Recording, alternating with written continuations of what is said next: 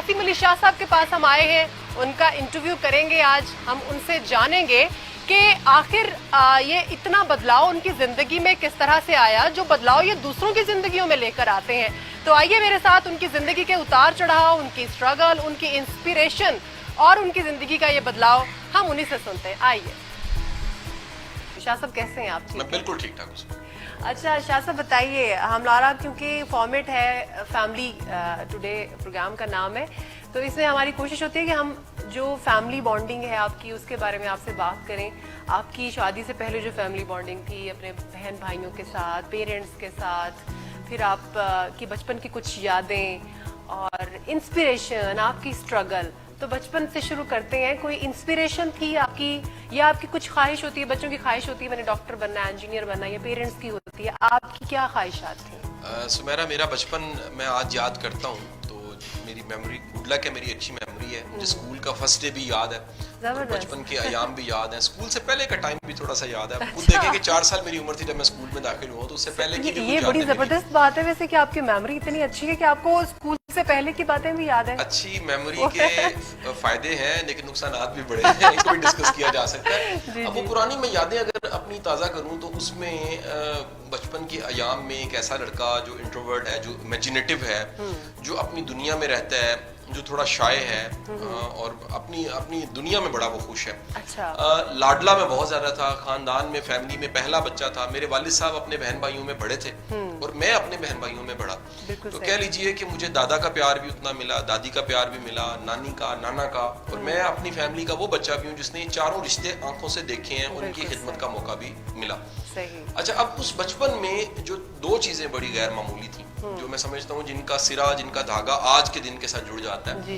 उन 2 चीजों में एक तो इब्तदा के सारे माहौल में वालिदा की तरफ से दीन, सूफीज्म, अच्छा, तारीख़ इस्लाम के वाक़यात मैंने गोद में सुने। लोगों ने इस्लामियात को और तारीख़ इस्लाम को निसाब में पढ़ा होता है। मेरी बड़ी खुशकिस्मती थी कि मैं इस्लाम को, तारीख़ इस्लाम को, इन सब चीज़ों को माँ की गोद में सुनता रहा, जानता रहा।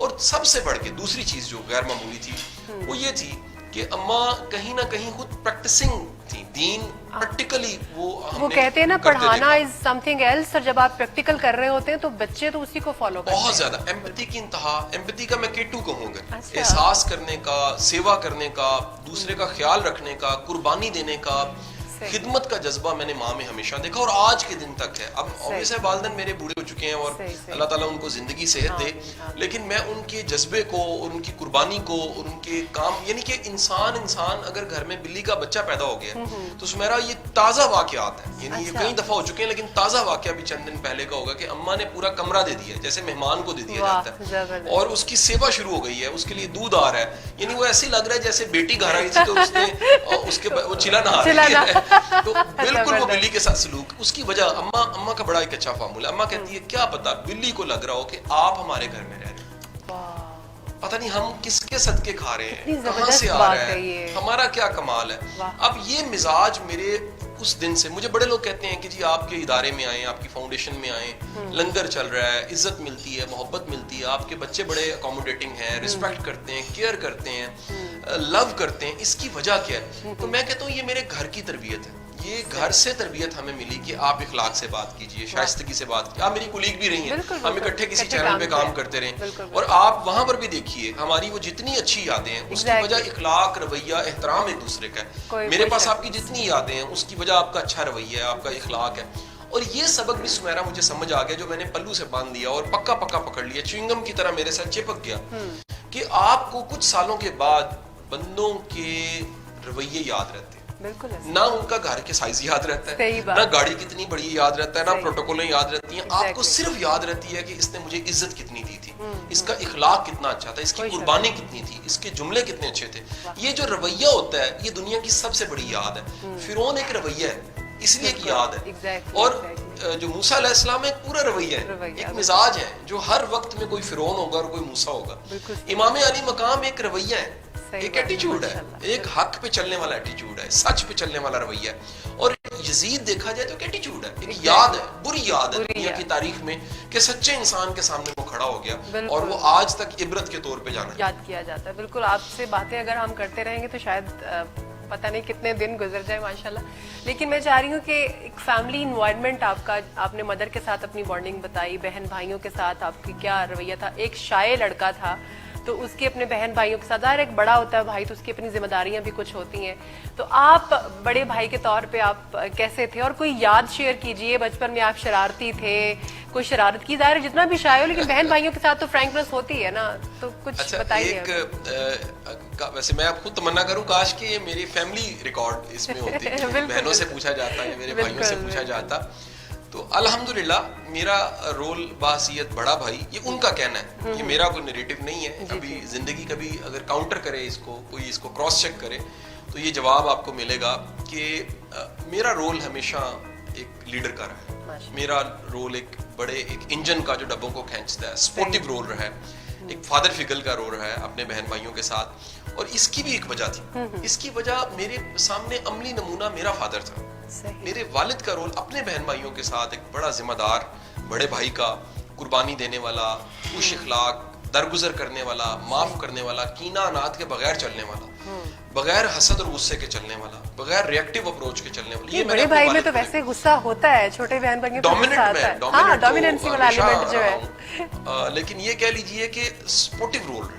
میں نے اپنے فادر کو جیسے دیکھا کہ وہ اپنے بہن بھائیوں کو ہمیشہ سپورٹیو ہے, ان کے ساتھ کھڑے ہو جاتے ہیں, ان کی خوشی میں غمی میں کوئی چیلنج ہے وہ ساتھ کھڑے ہو جاتے ہیں, قربانی دیتے ہیں. یہی ایک کوشش میں نے کی کہ جو انداز میرے والد کا ہے یہ انداز. اور میں آپ کو بتاؤں کہ ہماری وراثت میں پتہ نہیں پراپرٹی آئے نہ آئے, عادتیں آ جاتی ہیں ہماری وراثت میں, پتہ نہیں بینک بیلنس آتا ہے کہ نہیں آتا, لیکن ویلیوز اور ایتھکس گھر سے کہیں نہ کہیں اگلی نسل میں آ جاتے ہیں. صحیح.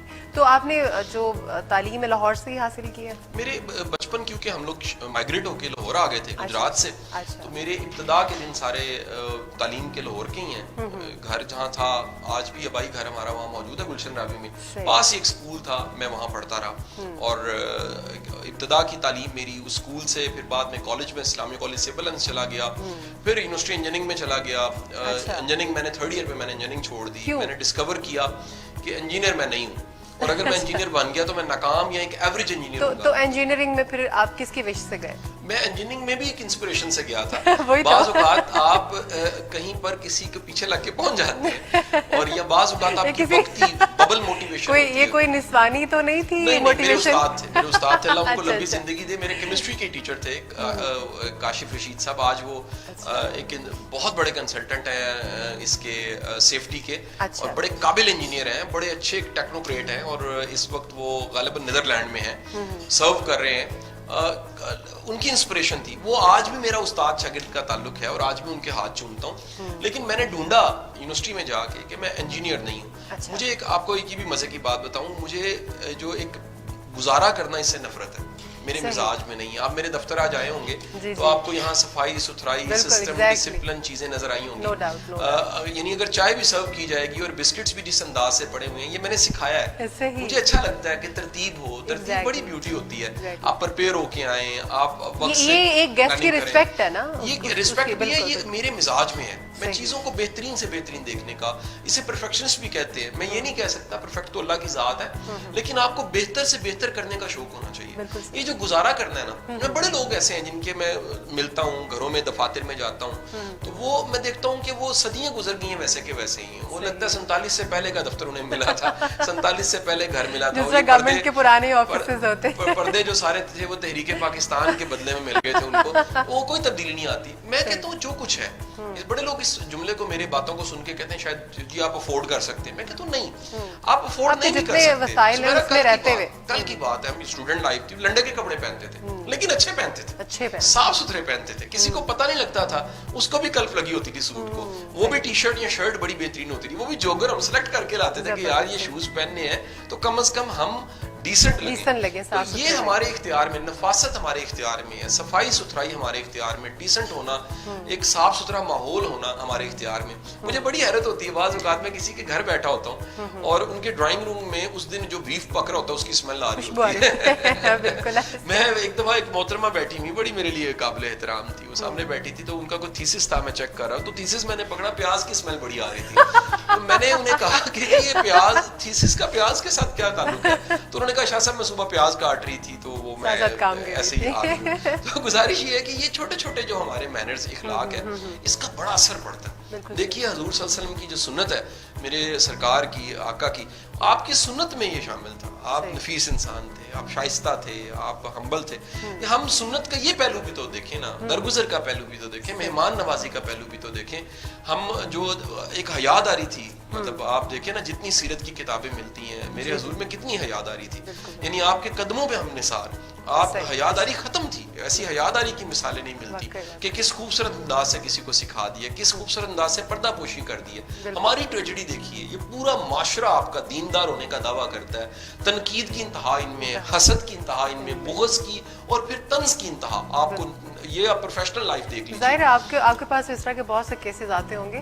اچھا شاہ صاحب, جب آپ نے انجینئرنگ کو خیر بات کہا تو پیرنٹس کی طرف سے کوئی ریئیکشن نہیں آیا؟ ظاہر ہے اب پیرنٹس کو تو ہوتا ہے. بڑا تنقید تھی, میں کہتا ہوں بڑا مشکل دور تھا. میری زندگی کے 2-3 ادوار بڑے مشکل ہیں.